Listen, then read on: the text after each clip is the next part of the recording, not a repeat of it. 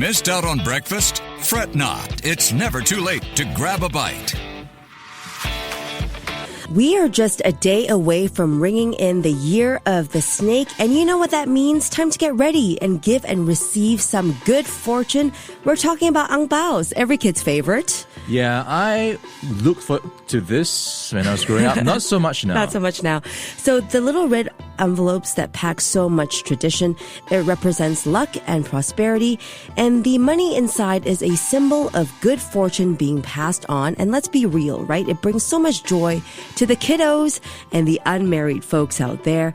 But here's the $1,000,000 question. How much should you actually put inside? Do you have a go-to amount? I normally try to round it up to a nice auspicious number, either 8 or 10, and I stick with it because it's too stressful to think about what exactly I should be giving. Yeah, there's also a hierarchy, right, which we will be getting into. Well, the 2025 Bao rates are out, and it's according to Sassy Mama and other online rates like SingSaver and Honeycombers. But let's be clear, this is just a guide, not a rule book. So do what your wallet allows. The idea isn't to break the bank, but to give within your means. And remember, it's all about the thought and the blessings you're sharing. Okay, so first up, there's the hierarchy. The people who get the most. Immediate family members get the most generous packets. We're talking about your siblings, your kids, your grandkids. Rates say anywhere between $88 to $288 per person. Mm-hmm. Some people aim for an auspicious figure like $888 if your budget allows. What do you think? Wow, your kids are pretty lucky this year. Yeah. This also includes your grandparents, your parents, and your spouse. Very personal question, Ryan. Do you give Angbao to your wife? Well, whatever's mine's already hers, so I'm not sure what's the point of giving her any Angbao. But yeah, I'll think about it. Maybe. I'm in the same camp. It's like own self giving own self. So it's more of a symbolic gesture, I think. Yeah. Like if you're married, you can give your parents and your grandparents an angbao as a token of appreciation, mostly as a symbolic gesture. I know that my parents will give me and my kids way more than I'd give them, but it's one of those things that you do to say thank you, Yeah, pretty much like you pointed out, it's quite symbolic because when you give your angbao to other kids, somehow it'll find its way back to you through your kids. That's true. Yeah. Okay, up next, close relatives, cousins, nieces, nephews. We see ranges from $20 up to $88, a sweet token of love and well wishes, depending on how close. That sounds about right, right? Distant relatives and kids of acquaintances should also get some, $10 to $20 according to sources online. Oh. And you also have your helpers. I see ranges from $20 to $100. So they're important people to don't overlook them, you know? I'm not shy about giving $2, so there you have it. Yeah. There's also service staff, too. Don't forget them. The people who clean your condos, the wait staff at restaurants, especially the ones that you frequent.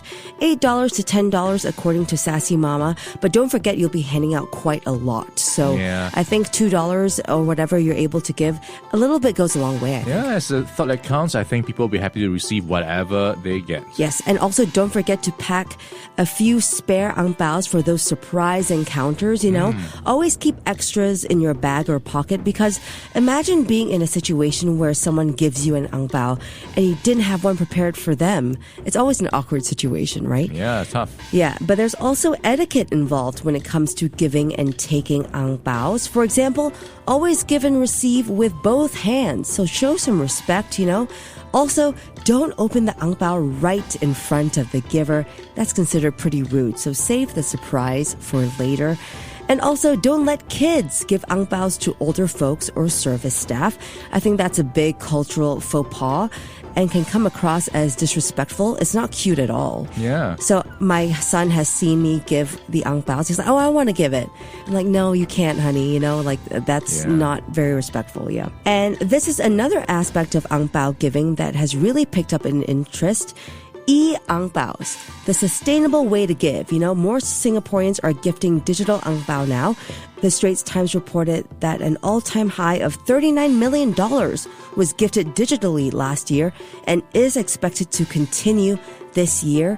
Most digital Angbao givers were in their 30s and 40s, which is us, Ryan. So what do you think? Yeah, there are a couple of ways they go about doing this e-Angbao process. One way is to put the QR code in the actual red packet and then you scan it. And another way is, hey, I've got some red packets for you, but come to me to scan my QR code. Ah, yes. So in that sense, I guess that's where sustainability is coming from, cutting down on the number of red packets you are physically giving out. That's true.